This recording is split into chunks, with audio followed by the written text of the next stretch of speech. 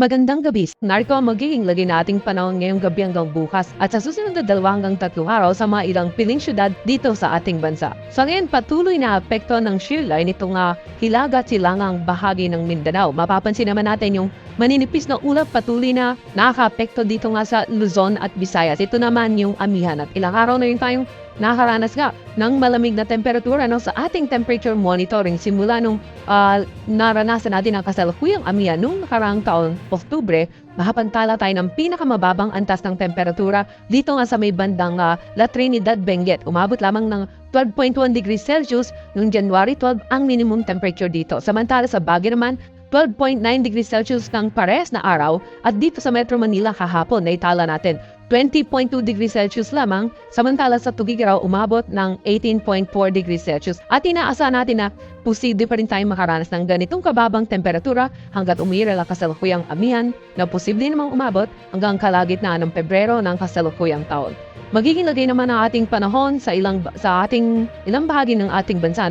Unahin natin yung apektado ng shear line. Dito sa may bandang Southern Leyte, dito sa Northern at saka Mindanao, Caraga at Davao Region, inaasahan natin maulap, may mga kalat-kalat na pagkulan at pagkidlat bukas dahil nga apektado ito ng shear line. Sa natitirang bahagi naman ng Visayas at ng Mindanao at maging dito sa may bandang Palawan at Kalayaan Island, inaasahan natin bahagyang maulap hanggang sa maulap maliban ng sa mga ilang pulupulong dagliang pagulan na minsan may mga kasamang pagkidlat at pagkulob lalo na sa dakong hapon o gabi.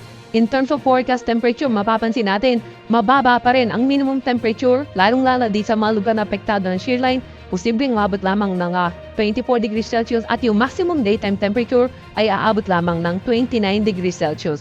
Samantala sa Luzon area naman, inaasahan natin na patuloy na pag-iral ng amihan dito sa silangang bahagi ng Northern at Central Luzon.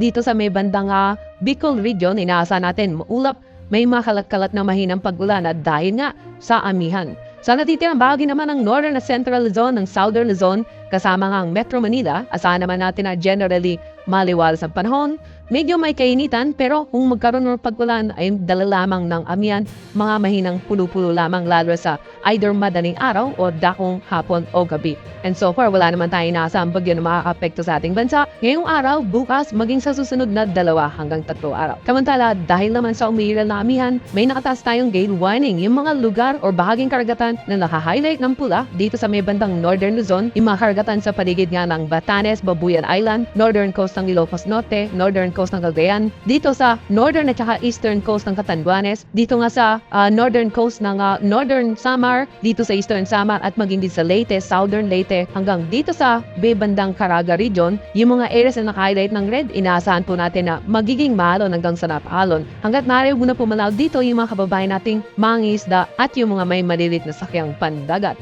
Sa ating 3-day weather outlook sa ilang piling syudad dito nga sa Luzon, Metro Manila, inaasahan natin na dahan-dahan ng aakyat yung daytime temperature dahil nga sa inaasahan natin na temporarily hihina ang amihan sa susunod na 2 hanggang 3 araw, posibleng umabot ng 32 degrees Celsius ang pinakamataas na antas ng temperatura sa darating na Huwebes at Biyernes dito nga sa Metro Manila. Samantala sa Baguio, pansinin din natin yung minimum temperature mula 13 ay posibleng umabot na hanggang 16 degrees Celsius lalong-lalo sa darating na Biyernes. Samantala sa Visayas area naman, ilang piling mga syudad, Metro Cebu, Iloilo at Tacloban City, inaasahan natin na may mga mahinang pagulan sa darating na Miyerkules but generally maliwalas naman ang panahon. Pagdating naman ng Huwebes at Biyernes, asahan natin na may mga isolated thunderstorm lalo na sa dakong hapon o gabi.